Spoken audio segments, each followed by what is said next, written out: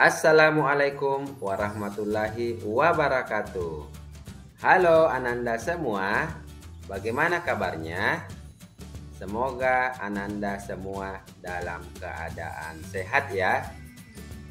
Perkenalkan, nama saya Firmansyah dari UPTD SPF SD Negeri 244 Lawo. Pada kesempatan kali ini kita akan belajar tentang ciri-ciri makhluk hidup. Tujuan pembelajaran kita pada kali ini yaitu 1. Siswa dapat menjelaskan makhluk hidup.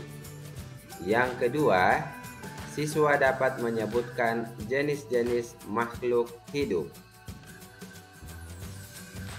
Nah, ada yang tahu apa sih yang dimaksud dengan makhluk hidup itu?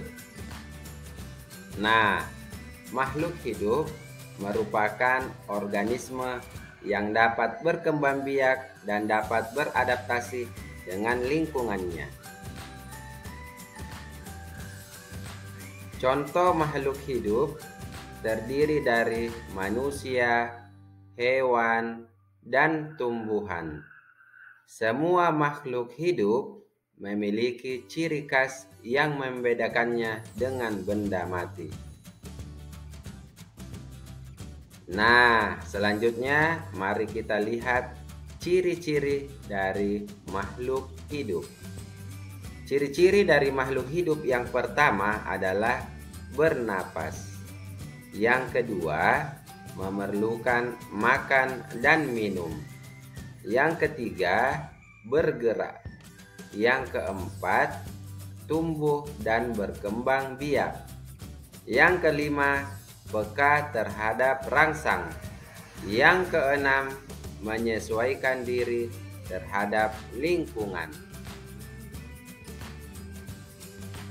Nah, selanjutnya kita akan melihat ciri makhluk hidup. Yang pertama adalah bernapas. Bernapas merupakan proses menghirup udara dari lingkungan yang kemudian dipilah. Oksigen akan masuk di dalam tubuh dan dikelola untuk menjadi energi secara kimiawi. Kemudian ciri makhluk hidup yang kedua adalah memerlukan makan dan minum. Untuk bertahan hidup, semua makhluk hidup perlu untuk makan dan minum. Makanan dan minuman itu adalah sumber energi bagi makhluk hidup. Nah, selanjutnya ciri makhluk hidup yang ketiga, yaitu bergerak. Semua makhluk hidup itu perlu melakukan aktivitas untuk bertahan hidup. Aktivitas itu dilakukan tentunya dengan cara bergerak. Sistem gerak yang ada pada tubuh setiap makhluk hidup seperti tulang, sendi, dan otot akan bekerja. Selanjutnya, ciri makhluk hidup yang keempat, yaitu tumbuh dan berkembang. Setiap makhluk hidup akan mengalami pertumbuhan dan berkembang biak. Pertumbuhan bisa dilihat dari bertambahnya ukuran, tinggi, dan berat. Bukan hanya manusia yang mengalami pertumbuhan, akan tetapi hewan, tumbuhan, hingga bakteri juga mengalami pertumbuhan.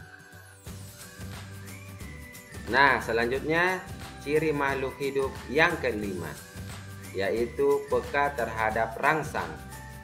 Ciri-ciri makhluk hidup juga akan bereaksi pada rangsang. Dalam hal ini, makhluk hidup memiliki nervous system. Ini adalah kemungkinan makhluk hidup ketika merasakan sesuatu saat terjadi suatu perubahan yang ada di dalam lingkungan.